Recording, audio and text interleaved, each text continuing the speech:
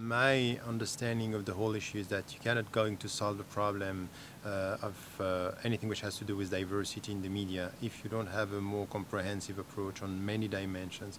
It's really asking ourselves what we want to achieve and in which we want to work within the media. What we need is more knowledge, more trust among the people, and also to understand that the world is not only based on facts but processes at the grassroots level.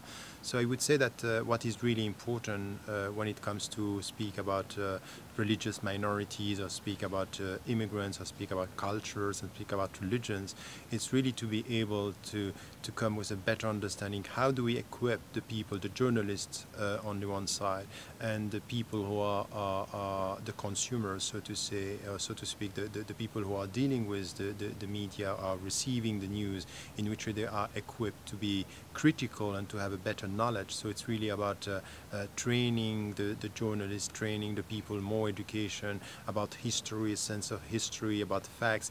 All this is important. Even if we go for alternative media, it's very dangerous if you are not equipped just to take from the internet, to take the facts or to take some of the comments that are made there. Could be very dangerous and counterproductive. So this is one field where something should be done. The second is really about trust. And here, when we speak about freedom of speech, you know, freedom of speech, when you trust the people you live with, in one way and another, it's a dignity.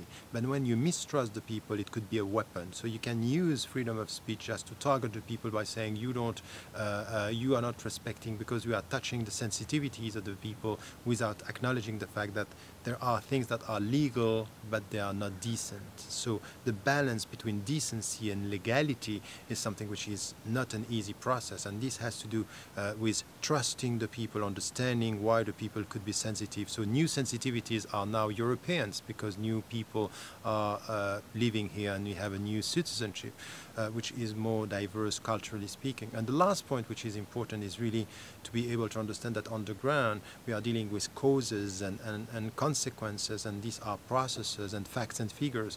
We cannot just rely on perceptions, and the contemporary media that we have are very much dealing with perceptions and sometimes very superficial things. It could be on internet and it could be on mainstream media. So this is where it's important also to be able to have local media, local understanding, much more than only national polarization. So these are three main fields where I think that out of the discussion that I had with the people, it's quite clear that it's all connected. So more diversity, having more people in the media. It's quite important also to have a representativity within the media of people coming from different backgrounds, but this is not going to solve the problem if we don't have an ethical ground on media, because the future of our media system has to do with ethics. What are the values that we are protecting when it comes to freedom of speech and freedom of coverage of anything which has to do with journalism?